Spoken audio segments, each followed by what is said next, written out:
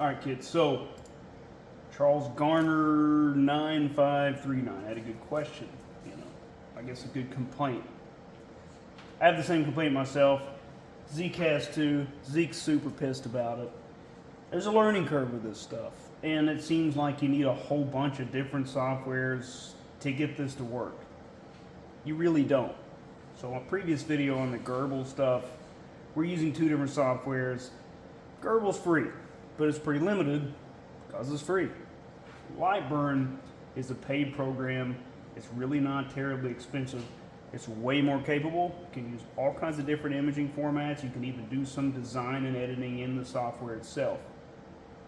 So, let's just do a really quick video, or hopefully quick. I'm probably going to ramble on printing something in LightBurn. So this is LightBurn 1.3.01. Probably some updates out, I don't know. We're going to do something really simple here.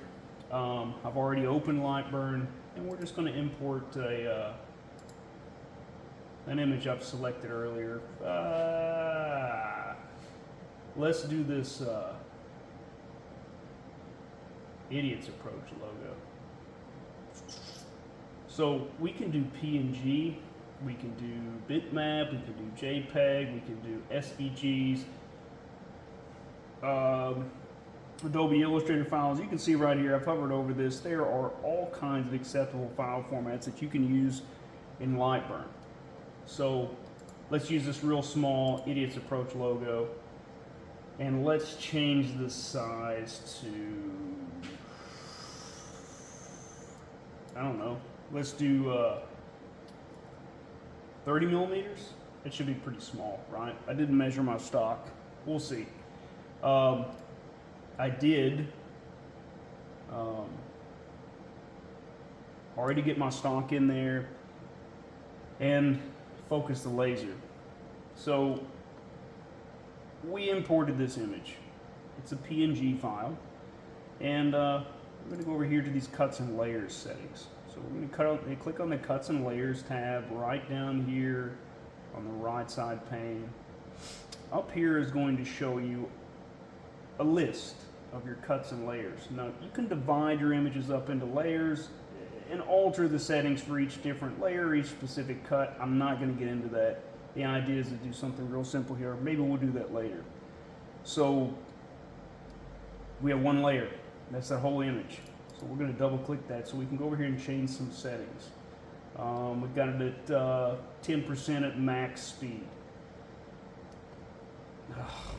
Leave me alone, Windows. So there isn't a hard and fast rule for all of this stuff, and you're going to have to do some experimentation on your own depending on the types of materials, the types of cut you're doing, and that sort of thing.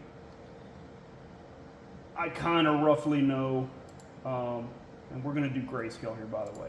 With this grayscale PNG or bitmap, JPEG, or whatever non-SVG image on here, I can generally run at like 5%, and it does okay. So I've changed my power to 5%. I'm leaving my speed maxed out. Down here, there's all kinds of different options for your image mode. Okay, so grayscale is just going to do a grayscale image. It's going to kind of alter the power as it moves across it and try to roughly match the shading of the image you're using. There's all kinds of different options, different types of dithering options. Again, I'm not going to get into that. Dithering has to do with creating points, sort of like what happened on a inkjet printer or something like that. So let's just keep it simple, and we'll keep it grayscale. So your line interval up here, you can also change these sort of settings to basically increase the resolution. It's an oversimplification, but you could look at it that way. Your line interval is basically going to reduce or increase the amount of space between each scanning line of the laser as it moves along the image. So the closer your intervals are, the finer the resolution will be to a point. You get to a point where you're probably going to start burning things, and we might even do that here. I don't know. So we're going to have the air assist on. We're going to cut our power way down. We're going to have our speed maxed out. Now I'm using this, again, Mitsu LC 50 Plus. You know, so your machine's going to vary. Your settings are going to vary. You need to make notes on this stuff. But anyway, we've imported our image. We've changed our settings here. We've reduced our power, kept our speed maxed out. Make sure we have the air assist on. I've already lined up my stock in here. I've already focused the laser. So one thing we need to do right now is go ahead and set the origin because I have my laser lined up on a point of the stock where I want it to burn. I think we're ready to go. So down here you've got all of these tabs. Now this is a console. If you're the kind of person that you're going to put in your own code, listen, you probably don't need to be watching this video. The main thing you need to be concerned with right now are your cuts and layers where you can adjust your settings as far as speed, power, you know, dithering versus grayscale and all that other stuff. Move is where you're going to control your machine. So like I said, I've already got mine lined up. We set our origin point, and let's just start it and see what happens.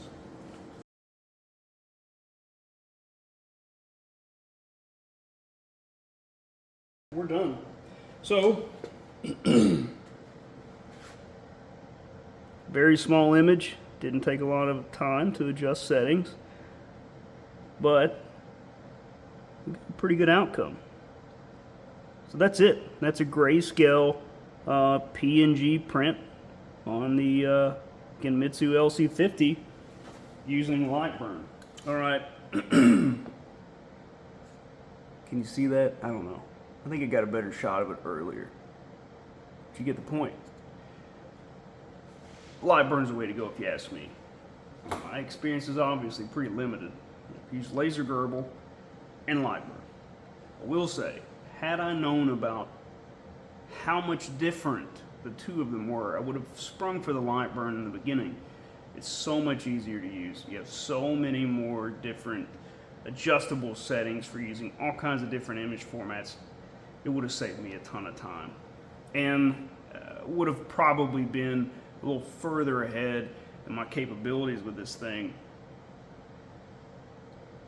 Get LightBurn, or maybe if there's some other software out there like it. If you're just starting with this, it's going to save you a ton of time. And you don't need to be able to create your own graphics necessarily. You can buy all kinds of different stock images off the internet or have a friend help you design them. You just load them right into LightBurn, adjust the size and settings on there and print it the way you want. You're still going to have to play around with this. It sucks because we're used to technology that plugs right in and tends to work with minimal muss or fuss. The reality is, when it comes to CNC, you know, laser engravers, 3D printers, there's always going to be some adjustments and fine-tuning, and there's always going to be some learning. You need to keep notes. Keep notes on your settings for this type of stock or whatever it is you're commonly using. You know, make a spreadsheet, write it down on paper. This is the setting I use for, you know, 1/8 inch plywood or whatever. There isn't going to be a hard and fast rule, and you'll probably find some charts on the internet, but they're not always going to be as accurate as you would hope them to be. The truth of the matter is, we expect that these desktop machines, 3D printers, CNC laser engravers, are just going to work right out of the box, but there are people who spent years in school, years in their careers and in apprenticeships learning to use these CNC machines. We're just using scaled down models of them. There's a lot involved. Don't take for granted how easy it looks on the internet, or, you know, some random Instagram or TikTok video that's edited down to 5 seconds of work.